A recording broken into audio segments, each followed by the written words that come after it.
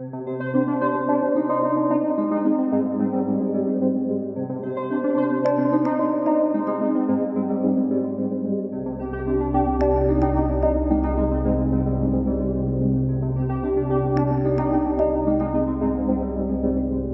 this episode of Scammer Stories, an exciting twist like we've never heard before.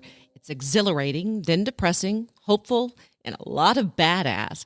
This romance scam victim tracked the real guy down and prosecuted him. So I answer the phone and he tells me who he is with the FBI and that they have found my scammer. And I almost just hit the floor. The journey wasn't easy. I did get emotional in my testimony and I had to slow down and take a breath. You're about to find out where Sherry's scammer came from, how she busted him, and where he is now. Here's her story. I know you don't want to tell us a whole lot about you, but tell us a little bit about you. Okay, my name's Sherry. I live in Kentucky. I'm a well-educated female, divorced. I'm a dog mom. I'm well-traveled. I've been all over the world. I'm financially secure. I'm a very social person. I go out all the time, even during COVID. With my close friends, we still managed. Okay, so tell us when this all started and how it started. Okay, I'm a very political person. Without going into much detail, I joined a political group after the election of some very like-minded people, and it was all based on a poem that a person wrote that we all just fell in love with. And so he started a group, and again, a lot of like-minded people joined the group. And over that time period from 2017 to 2018, the group grew and we all became friends with each other. So I made a lot of political friends that I today consider friends. We talk all the time. If something is happening in anyone's life, we know about it. We reach out, we communicate. We're friends. We truly, I think, have built a relationship, even though we've never personally met each other. So with that said, I received a friend request in January of 2018 from a gentleman that was in this group. And we had a lot of friends in common. And I didn't accept it immediately. I wasn't looking to build my friend base because I'd never really seen him interact in the group. So I wasn't really looking to accept his friendship request. So one day I was going through my friend request and I'm deleting some of them because I just wanted to get them out of the profile. And I came across his again. And I have a pretty photographic memory. And I noticed that we had more friends in common. So I thought, okay, why not? I looked at his profile. Now, Paris is my favorite city in the entire world. So I thought, okay, I will accept it. Well, immediately, I got the wave on Messenger from him, which I ignored. And I ignored several of those. And then about a month or maybe 2 months later, he sent a wave again. And I was just in one of those kinds of moods that I sent back and I said, why are you contacting me? And he didn't respond. That brought up, my curiosity. I wanted to know why. Okay, you've been bugging me for months. I asked you a question and now you're, ghosting me. So I'm very patient. So I waited a day or two and he finally got back with me and he said, I just want a friendship. And I said, okay. And so then he just immediately jumps into telling me all about him. Apparently he had stalked my page and he was asking me questions about being a cyclist, about going and doing things I'd done that weekend. So he was obviously looking at my page, but he was just extremely interesting. His typing skills were very good. There were not any real obvious mistakes that would catch a person's eye. And so we started talking via Messenger for a couple of weeks. And I was very interested because I asked him, can you help me better my French? I study before I go to Europe. And as soon as I get off the plane back in the States, it's all gone. And he had said yes. So I was very intrigued by that. He spoke French. I mean, he would talk to me in French. And I know enough about the language to know what he was saying was really French. So he one day asked if he could have my phone number. And I was very hesitant to do that. I said, I talk for a living, not like what you probably do, but I talk for a living because I do real estate closings. And I said, I really don't talk on the phone. Texting, okay, but I don't like to chat on the phone. I'm an in-person kind of, talker. And so he sends me his, and I waited a little bit. And it was an Austin, Texas number. I verified that, and that's where he said he was from. So I thought, okay, I will send you my number. But I said, I'm very, cautious about that. And he said he wouldn't abuse it. And so immediately he starts calling me and texting me constantly. And it just went from there. I just, he wasn't pushy. He wasn't asking for money. He wasn't asking for anything. Our relationship that was building, it took months. It took almost 6 months before we got to the point where he started asking for money. Okay, what was he talking about then in the beginning? You said he was always texting you constantly, but what was he talking about? He was supposedly an artist. He painted, he sculpted. He was talking about the projects that he was working on. We talked a lot about different art. I have a lot of original art. And we talked about our favorite artists and music and books. This man was very, very intelligent. So when they tell you that scammers are not, they're wrong. He spoke 4 languages. There were words that I would have to look up. Words were huge. He was very, very well educated. I hear that a lot from victims. They say that their scammer was so smart that if they would have used that for good, they could have been millionaires. Oh, absolutely. I mean, we talked about politics, religion, abortion, voodoo, all kinds of just very interesting topics that would have surprised me that a scammer would talk to you about, because you hear all about the scammers use scripts. My scammer did not use a script. He never asked me, what did I eat that day?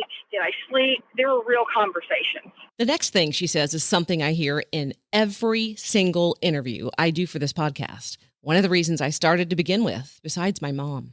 I didn't even know about scamming back then. And then one day he asked for money. Yes, one day he asked for money. He was leading up to that he was this art dealer, painter, sculptor, but also an art dealer.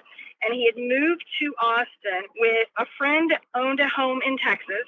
And he moved over here to teach at the University of Austin. And that he also worked to find collectibles and antiques for rich clients. And he starts talking about a story about these collectibles, these antiques that are coming in from Mexico and Brazil. And he is sort of throughout that time frame talking about the types of money that he would spend of other people's money to secure the antiques. And he starts talking about this one project that's going sour, and that he had invested $50,000 of his own money, another $50,000 of his friend's money, and they had paid an agent to bring the antiques in through customs, and the agent had run off with the money, could not find him. And he didn't ask. He was going down the path that he was very depressed, and he didn't know what his future would hold, and it was going to ruin him and everything like that. And I listened to it. And he once said, you probably should get away from me. I'm nothing but trouble. I said, why don't you just fix it and call me when it's done? And I really, at that point, thought it was the end of it. And I, again, was not thinking I was talking to a scammer, because I've been talking to him for months and he seemed normal. The next day, he calls again, and he's still depressed. He's still trying to work this out, and he's telling me the plan where he has sold valuables, and that he has drained his bank account, and that he is selling his car, all to make up this $100,000 to pay back everybody that had invested in this project. And then I learned that he doesn't really have his own $50,000 into it, that it's all this other person's money, and he's having to pay them back. And he didn't really come out and ask at that point for money. He started to talk about the troubles that he was having with this friend whose home he lived in, and that he needed to move out because he had been living there for free, and that the friend was upset with him, and that he's trying to find a place to live. All he had was his suitcase. All he had was, a couple $100 on him, and he didn't know where he was going to go. He didn't know how he was going to eat. He didn't know how he was going to survive. And he asked for $1,500, and I said no, and he just hung up on me. And at that point, I was invested in this. I mean, $1,500 was not a lot of money. I believe in helping someone when they're down on their luck, but this was someone I'd never met, but I had grown very close to, and I didn't want to do it. And I said no, and he went away for a couple of days, and then he came back, and he said that he had an opportunity to do a project in New York, and it was going to pay him very well. and all he needed was money for a plane ticket and just food and things like that. And could he possibly borrow $5,000? And I said no. And then he was very upset and he started to cry and he hung up on me. And of course, my whatever kicked in and I kept calling him back. And that was the hook. That's what he wanted. So I'm calling him back and he's, just talking to me really low about how he's ruined his life and everything like that. And so I said, okay, I will send you the $5,000. So his whole attitude turned around immediately. He was laughing and joking, and he kept asking me if I was sure if I was going to do it. And I said, yes. And he promised to pay me back. He was going to be paid $20,000, $25,000 for this job that he was doing, and that he would pay me back immediately. And he said, I have to get off the phone because I have to book my plane ticket. When can you send this money? I said, when do you need it? And he said, tomorrow. And then the next day, he started pushing me to make sure I was going to send this money. He sent me the wiring instructions, which I noticed that I wasn't sending the money directly to him. And his excuse was that he didn't have a bank account any longer because of what happened with, his friend and the project that, they went down the tube. So, I did think that was strange. He said, this is a friend of mine. He's going to give all the money to me. You have nothing to worry about. So I wired the money. He played up the whole plane ride, the whole flight from Austin to New York. And I remember questioning him that I thought the trip was very quick, that he was there. Didn't seem to be a layover. He was there very quickly, and he didn't really answer me. And then he played the whole week. The whole week he was supposed to be there. He would tell me where he was in New York, but he, of course, couldn't send any pictures because all of a sudden the camera's broken.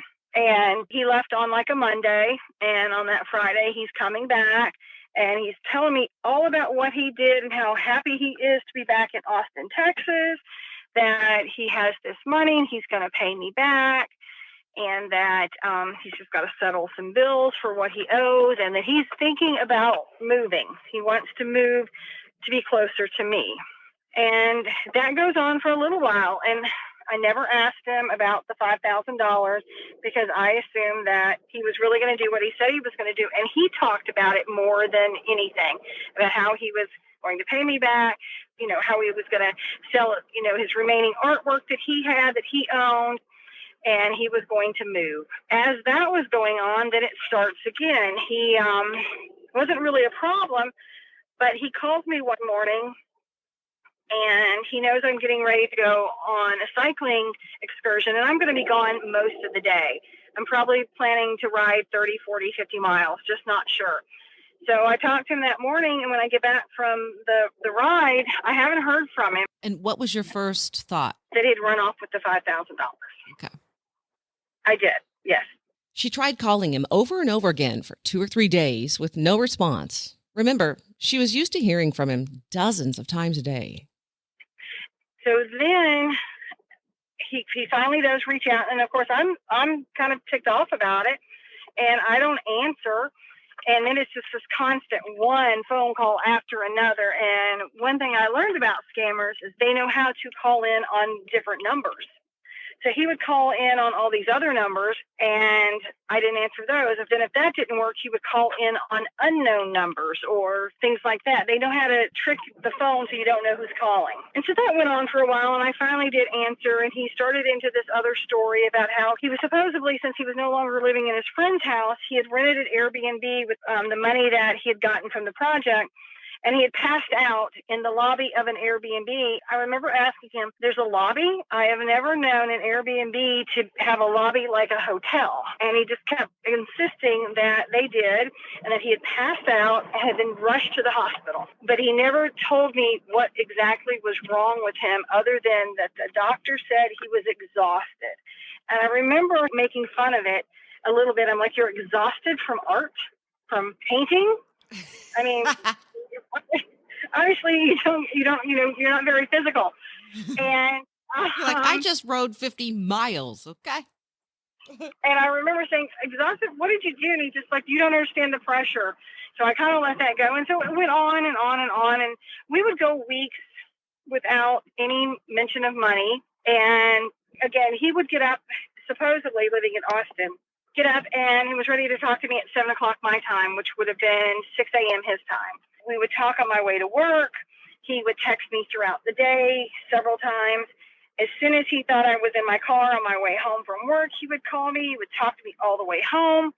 I would go in, do whatever. He would call me an hour or so later. I'd talk to him for a couple of hours, and then I'd go to bed, and it would start all over. It would build. I mean, and then there came, the time where he wanted to confirm that he was going to move to live with me. He wanted to move to my town, and as an artist, he could work anywhere. He didn't have to, he wasn't, he could paint, he could sculpt, he could own a gallery, he could do anything wherever he wanted to live. So we started talking about that, and then I'm on my way one day.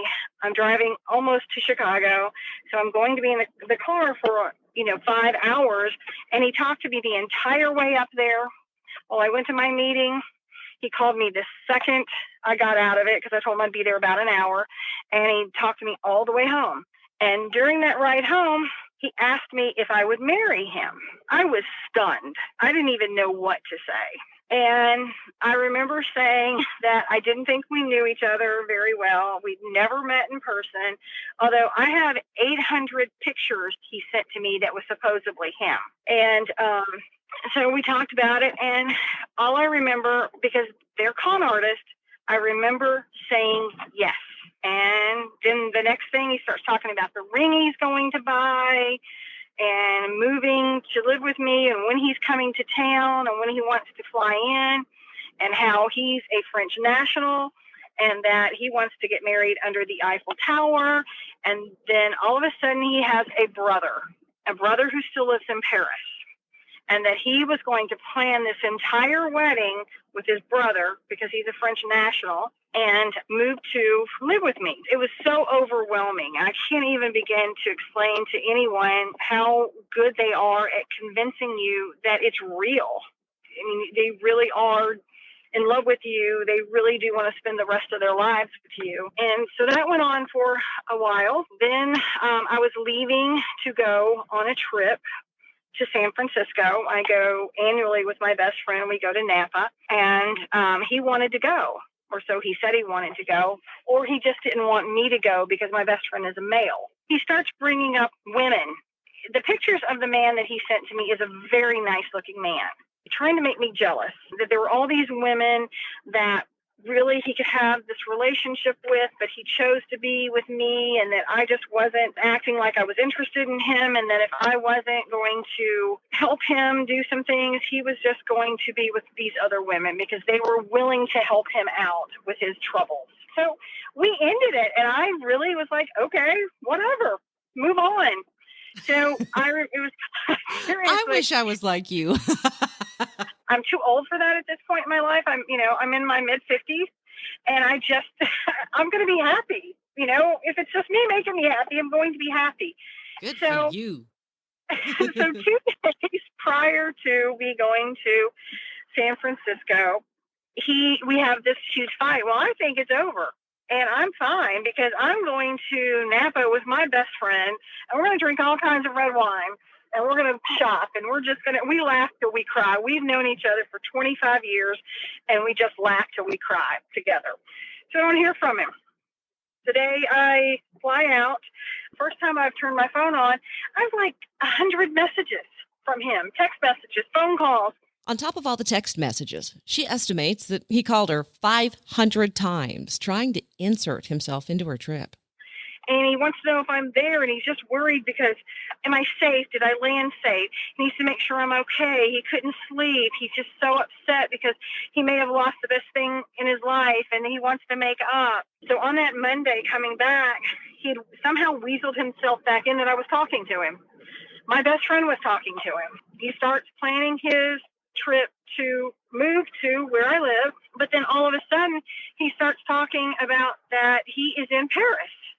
I find out that he supposedly was so distraught over the fight that he called his brother. His brother sent him money for a plane ticket or bought him a plane ticket, and he's back in Paris. But he met a friend on the plane that is from Paris, and she's a model, and he's been hanging out with her. Believe me, I laughed at this stuff. I really did. I'm like, this is just crazy. My head wasn't ruling anymore. It was my heart. And just to hear him talk, that accent, he played the perfect French man. And it just, I get home from the trip and it just starts all over again. And then he starts talking about how he's indebted to some of these women that helped him out when I wouldn't, and he owes them money. And it was one thing after another, just one thing after another. Now, he asks her to send money for a plane ticket to get back to the U.S. And I did. And he sends me a very realistic looking plane ticket. Once he supposedly arrives in the U.S., he calls her with an even wilder story. He is now being tracked by the mob, the Sicilian mob, because he owes this woman money, and that when he got off the plane, the first message he got was from her that she's looking for him. I knew this was just BS. I tell him I think it's BS. So then he starts having this woman call me to convince me that all of this is real. And honestly, even at the time that happened, I thought he was using a voice machine because it was a really odd voice. And it was either him or his buddy talking to me about how, that he owed this money. I don't even remember what happened that snapped me back into reality, but something did. And I started running all of his pictures through a reverse image search, and I couldn't come up with anything. None of these pictures were coming back with the real person, which at this point, very hard for me to understand because the real person is very social. He's all over social media. So I convinced myself every time that a picture did not come up with the real person, he was the real person. An anti-scamming group reached out. Social Catfish actually ended up reaching out to me to ask me if I wanted to be in a group that they were forming for victims of romance scams. And at that point in time, I didn't really want to admit that I was a victim of a romance scam, but I joined anyway. And I found a lot of people just like me. I then decided that I wanted to catch him. And I spent the next 9 months trying to catch him, telling him I believed everything he said, that I loved him. I wanted to help him. I would help him. That I listened to all of his stories and I said, oh, I'm so sorry these are happening to you. I played a fake relationship with him for 9 months and it was absolute torture. Did you go to police too? I did file a complaint with the police. They didn't know what to do.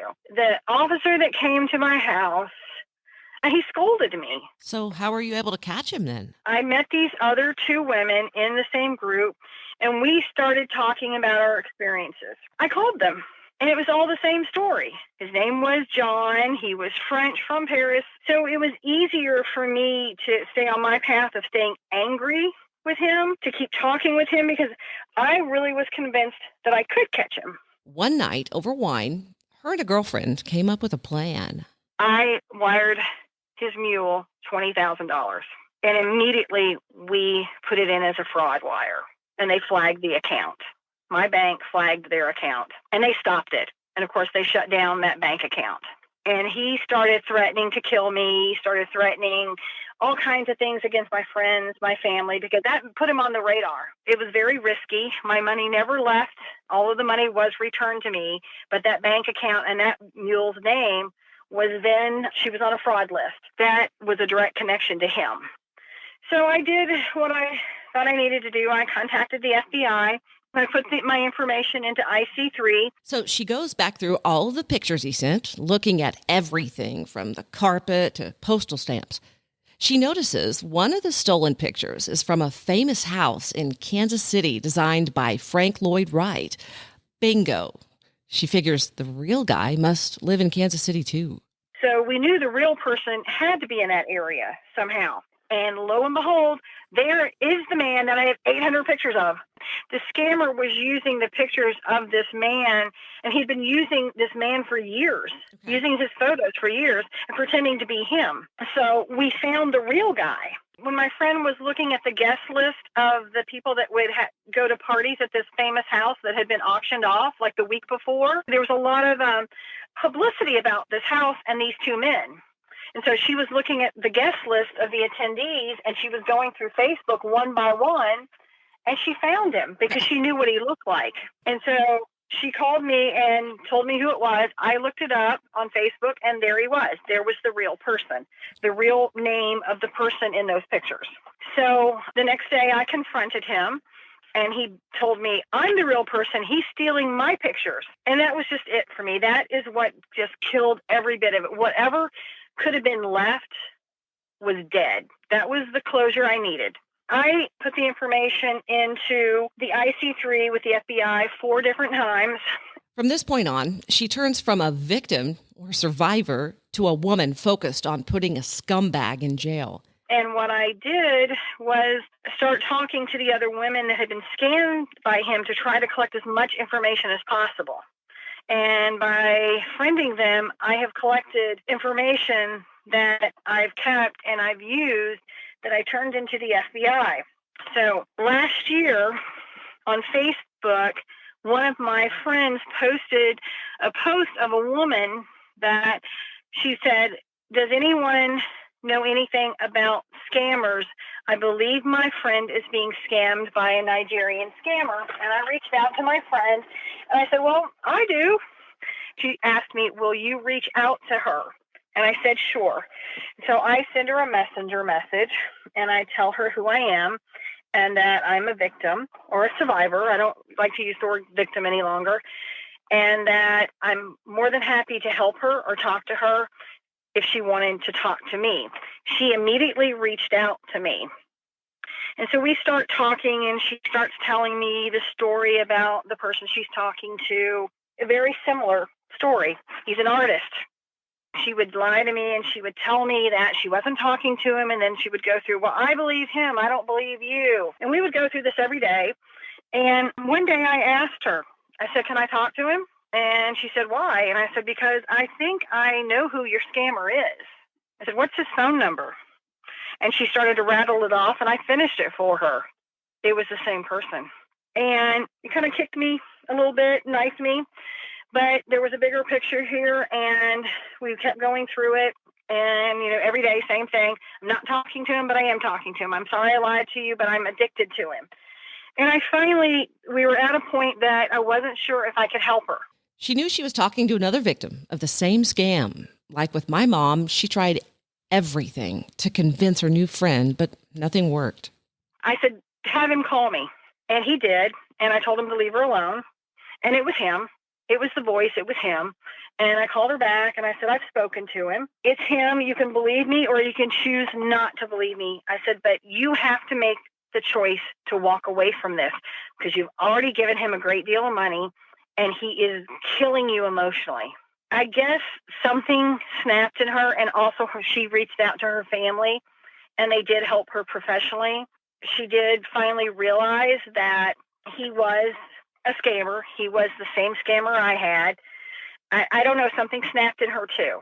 And we still talk today. We're good friends. What I did is I took her information. She allowed me to do that. She sent me the copies of the checks that she sent, the copies of the wires that she sent. And it was not the mule in Seattle, but it was another mule that he had provided information to me 2 years earlier about. After talking to one victim after another, they started to make some headway. And I just kept uploading the information into their site, and they cross-referenced it. So in January of this year, I got a call from the FBI. They found him. Oh, that had to feel really good. It felt fantastic. It really did. It shocked me because I almost did not take the call that day. It popped up U.S. government. And the only reason I did answer it is because I do have a contract. I do work contracts with the government. I thought it could be a client. So I answered the phone, and he tells me who he is with the FBI, Chicago's office of the FBI, and that they have found my scammer. And I almost just hit the floor. I could not even believe it. The reason that they found him was because you kept uploading so many documents from so many different women. Women, yes. And that's the reason that women need to go on that site. They do. They cross-referenced it. Okay. So here's what you can expect if this ever happens to you. And so he asked, would I be interested in writing my story, just a piece of what happened to me, so that he could give that to the prosecuting attorney, the attorney for for the government. And I said, absolutely. So I gave a very brief version of what happened to me, and he got back with me and he said, now, will you write a victim's impact statement? And I said, yes. And I didn't hear for a couple of weeks, and I thought, okay, this could take forever. I think it was the 1st of March. He reached out again, and he said, this is his sentencing date. Do you want to testify? And I said, do I need to come to Chicago? What do I need to do? He said, do I need to go around the world a few times? I mean, do I need to go to the moon and back? What? Exactly. I said, I'm in Chicago in 5 hours. I could fly and be there in an hour. What do you want me to do? He said, no, we're going to do it all by video conference. And I said, absolutely. He told me the date, the time, and things like that. And he said, a victims coordinator from the Department of Justice will reach out to you. So I waited a couple more days, and I didn't hear from anyone. And then I reached out to him again, and then he gave me her name and number and said, she will be in touch. We haven't forgotten about you. We want to make sure that you're available for this. So she reaches out, and when I find out, I actually knew this before I talked to her, they had arrested a ring of 9 scammers. And the scammers were doing every type of scam possible, everything from email to business to romance, you name it. They were doing it, and it was a group of 9 scammers, and my scammer was involved in that group, and they'd caught them. Nigerians or what? They're all Nigerians. Now, my scammer actually lived in Texas, in Ransdale, Texas. He was a college student. The education system there in Nigeria is actually, it's a very good education system, according to what I've heard on these interviews. And so that's why he spoke such good French. Yeah, he spoke German, he spoke French, he spoke, English. He was, as I said, there were words that I'd have to look up. What was the definition of that word? Because I didn't know what he meant. Very intelligent. So they're not stupid. So the coordinator calls me. We go through what is expected. What I find out is that there were 45 victims. They had recovered $4.3 million. That of the romance scams, there were going to be 9 victims that they've asked to testify, and that we would get to do it video conference. So I've seen him. So on the March 19th was the first sentencing date. And there were supposed to be 9 of us, but only 6 of us did. And it was very dramatic. And I was the last one to testify, to hear all the stories, especially the older man that testified, because they would pretend to be women. They would pretend to be gay. They would all these things just to get money. To hear him talk about losing his life savings and having to tell his children that he didn't have any money, it was heartbreaking. I'm fortunate. It did not ruin me financially. Were you able to see him and his reaction while you were testifying? Yes. And? Didn't care. He was emotionless. He didn't move at all. He had the headphones on, so he was just standing there or in his room sitting in a chair, because all you got to see was, a screen of him. So I was the final, and I, wrapped it up, and it was so emotional, and the stories were they took longer than I think they expected, so it took the entire time for all of us to testify. So they didn't sentence him that day. So they postponed it until April 7th. And on April 7th, we were allowed to come in and listen, but we weren't allowed to watch. They would not let us video conference. And they sentenced him. And I have to say that I was really pleased with the judge's understanding of the crime, and also the attorney and their, closing arguments and the things that the judge said before he sentenced him. He had a true understanding of the devastation that the families are left with. So they kept going through what was the guideline for the crime, and the maximum was 51 months, which I think is, still a little light. But he was sentenced 48 months in a prison in Wisconsin, and he has to pay full restitution to all of the victims. How is he going to do that? They got $960,000 out of his account. So, I love this story. Now, how was this Nigerian able to get into the U.S.? He had an American sponsor that brought him over to go to school. Now, before the court hearing, the victims were able to hear from the thief directly. I bet you can guess how that went. he was able to give his statement at the very end before he was sentenced, and he cried and he begged us for forgiveness, and he talked about his wife and his young child and how their lives are going to be ruined. They are ruined, and that he didn't know what he was doing, and that he never had any idea the emotional impact on any of the victims, and that he didn't want to hurt anybody, and he just begged for forgiveness. It's a little too late for that. Now she has to decide her next move, and it could be a big one. I know what prison he's going to in Wisconsin. And are you going to go try and see him? Yes, I am. And what are you going to say? I don't know. I really don't. She's got some time to figure that out. In the meantime, she wants other victims to know that she doesn't recommend playing with a scammer for as long as she did to try and catch them. She says she ended up doing emotional damage to herself by doing that. She says she still has a lot of anger, and there are still days that she gets very emotional. I hear this from a lot of the victims I talk to for this podcast. Yes, she was able to catch him, but that really should be up to the FBI, and in this instance, they came through. Sherry's written a book with some of the other victims. It's not out yet, but I'll let you know as soon as it's published. If you have a story you'd like to share, you can always email me. It's scammerstoriespodcast@gmail.com. Until next time, Scammer Warriors.